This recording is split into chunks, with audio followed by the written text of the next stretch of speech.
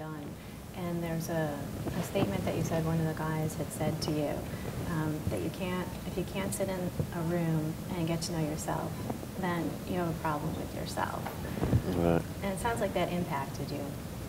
Yeah, it did, because, going through a situation like that and, never really being in a situation to where, I had to sit still for so long. And, I got to learn different things about myself, the person, that, I wouldn't have figured out or learned, going through any other experience. And, just having that time to really reflect, think, and, regret at times, anger, and just to get to learn the emotions of me. I think that time was, I just learned so much about myself, and I just learned that, just to be patient, kind of, remain optimistic, stay positive. Everything has a reason, everything serves its purpose, and not to really understand why, why things happen, but to really just, don't rail against the circumstances, accept it, and, just be positive. Was there a moment or a particular time that you remember when you were going through this where it all kind of clicked, where you said, okay, I'm ready to accept it now and take a look at myself, and how do I move forward? I would say after about 12 months. You just, you can't believe you're in a situation. What did I do to deserve this? Because, at the end of the day, I kept saying to myself, I didn't deserve this. Why did they do this to me? And, after about a year, you're saying to yourself, a year's already gone. It's nothing that I can do to get that time back. I can't change the past. I can't change, my situation of what happened. And I said, okay, it's time to really, put it to the side. It's behind me, and to just move forward. I didn't know what that would be at that time, or what the future still holds. But to kind of get out of that rut, get out of that depression side of it, and to just say, you know what, I'm gonna beat this thing. I'm gonna beat it, and I'm gonna come out better. When something like that happens, one of the things you mentioned tonight was loyalty. And you find out really who are your foxhole people, the people that are going to be there for you. That's right. That must have been a big time for you. Yeah. You realize who those people are. Wow. Who were those people, and how did that make you feel? Along the way, it hurt, because you gave yourself to so many people who you thought really cared about you as a person or loved you. It kind of hurt because you love those people, and when I went through something, it was like, wow, I can't believe that this person won't write me a letter, or won't call my wife to say hello, how's everything going, won't come see you. And these are the people that you were happy to go out and hang out with, show them all the better things of what me playing in this business is like, and to have fun and enjoy it. And those were the people that weren't around. And to have my childhood friends that I went to first, second grade with, who I played football with when I was 7, 8 years old. And those were my support, and of course my family, my close friends, my wife, and just the motivation of having a son and having a daughter. Just being able to return back to them would really push me to really get through that situation, even though it was bad, but at the same time we were learning so much during it. You said many times that your wife was a huge supporter, and that has helped you while you were there, and now that you're out. What are some of the things that she did for you just to keep you moving in the right direction? Just to to see the spirit and the mood that she was in all the time. Always positive, just saying, baby, it's gonna be okay, we're gonna make it. And hearing that from her, and me kind of being you know, the man of the family, and to, you know, making decisions with her there with me and for the kids, and just to seeing how she was just handling everything, like it was just, okay, you know, this situation isn't the best, but, you know, I'm going to deal with it accordingly. And to see her go through that, you know, transformation, and the way she went about, you know, handling the household when I was away, and just to seeing the love that she had for the kids, and, you know, even just staying, you know, with me, you know, going through it. It just, you know, just shed so much light on, you know, what's important in life and family and kids, and it's just a, you know, you know, different. It makes you love harder. Someone in your situation who has had great successes, there's always people that are haters. And no now doubt. that you're out, some of those haters are probably, some are happy, some aren't. Right. So it's important, as you've said, to have good people around you. Mm-hmm. Who are some of those people that are helping you now? Tony Dungy was one of the people that reached out to me while I was away. And just for him to come, you know, visit me and spend time with me, and to really, you know, talk to me, not even about football, just about life and making decisions, what's important, you know, grounding yourself, having faith, and just, you know, believing in yourself that everything's going to work out okay. And, you know, I had a few guys from the Giants to come see me: David Tyree, Amani Toomer, Brandon Jacobs, Jabril Wilson. You know, just some of the guys that I played with who I have a lot of respect for. And, you know, childhood friends were there for me. And just in a different way of people, a array of people who, like I say, that I never had a relationship with, you know, for those people to reach out to me. You know, it meant so much at a time, you know, I was going through such a negative period in my life, but on the inside I was learning so much, you know, mentally.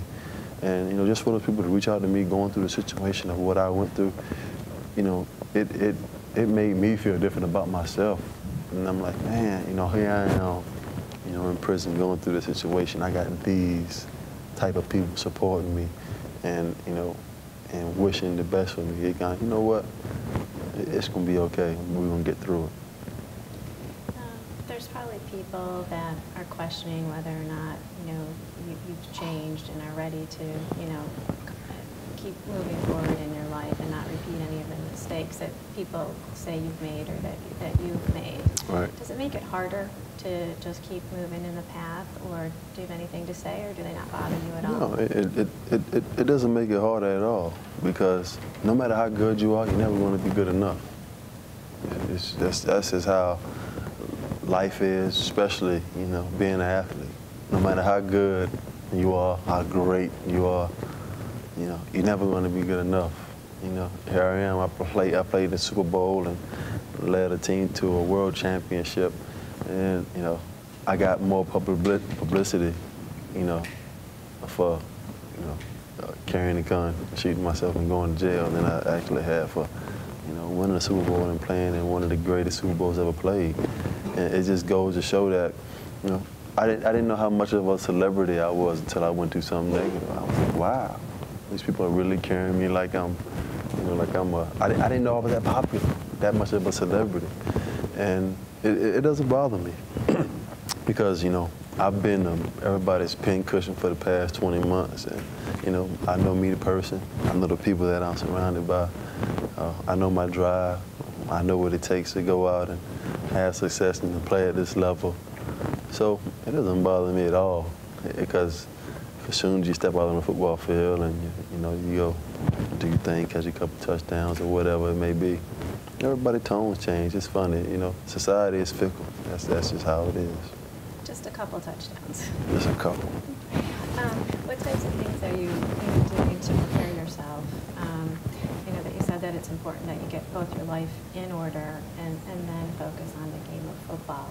But you're obviously working on both. All right. You know, I really wouldn't say, you know, it's, you know, getting your life in order. It's just about making better decisions. You know, putting the things that are, you know, your number one priority first. You know, if I make every decision with my wife and my son and my daughter involved with making the decision, then I know I'm on the right path. And you know, just with that being said, also, you know, just being everything that I went through, I know it's something that I never want to put myself in any position to go back to. So, you know, I know with just those things, and I know that, you know, I'll be on the right path.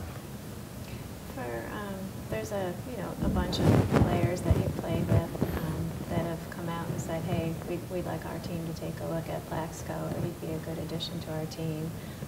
Brian Urlacher, Ben Roethlisberger, and a few others. Are you surprised? I mean, they're coming out publicly at a time some people would be, I'm not sure, but they're stepping out and letting people know they'd be okay with you on the team. I mean, you know, it feels great. You know, just like, you know, I always, you know, tell the guys, you know, teammates that I'm playing with, you know, the greatest compliment that you can receive in this game, you know, comes from your players that you play with, players in the locker room. And because they know you better than anybody, because during the season, a football season, you spend more time with them players and your team more than you spend with your own family. And those guys know me better than anybody else would know me on the outside other than my family. So those guys know the person. And, you know, that's the beautiful thing about it. You know, when you have these guys come out and say verbally that, you know, they want you to play, or you know, they want you to come here, you know, they know the person. They know what kind of person you are in the locker room, outside of all the, you know, glamour and glitz that goes on Sunday. And, you know, it feels good to know that you're wanted, and especially, you know, from guys who are, you know, they're all pro. I mean, they have all the accomplishments in the world. And it makes you feel good to know that, you know what, hey, no matter, you know, what's said on the outside or what's going on, you know, I know the guys that know me, and it's being put out there publicly, and it's nothing that they can say, because, you know, those are the players and those are the people that know me.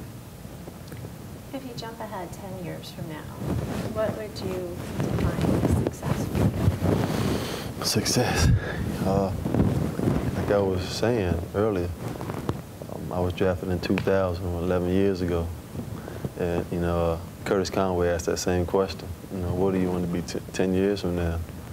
That was back in 2000. In 2010, I was in prison, and you never can see something like that coming. It's something that no man, you know, wants to experience ever. And so I would say 10 years later, what would I want to be 10 years later to have a success? You know? Just to be living and be healthy, and to have a wife by my side and raising 2 children. That's what I say. I call it a success. Today you spoke before a bunch of rookies that are, you know, they haven't played a game yet in the NFL.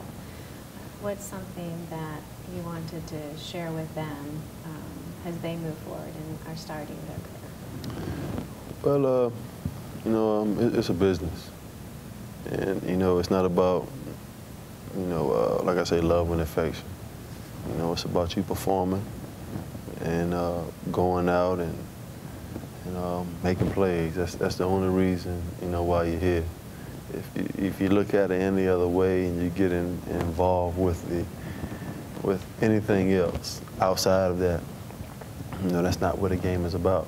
It's about you going out, taking care of yourself, performing, and that's the only way you'll remain on the roster.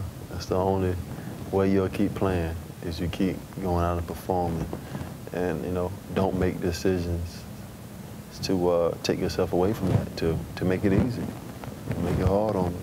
You know, work hard. You know, you're here for a reason, and, you know, it's a privilege to play in this business. And not for one day don't you ever think that you're supposed to be there. Is there anything else that you wanted to share or add that we haven't talked about? Oh man, you know, I'm just happy to be back on the ground. I'm just happy to, you know, have my life back, and just happy to be surrounded by my family every morning that I wake up, and just a new respect for life. Just that, you know, everything is not as bad as it seems. You know, you can go through, you know, trials and tribulations and setbacks, and, you know, all those good things. But if you just stay grounded, you know, you be patient, you know, you have faith, and, you know, believe in yourself, and remain optimistic. You never know what may happen. Thank you. Thank you.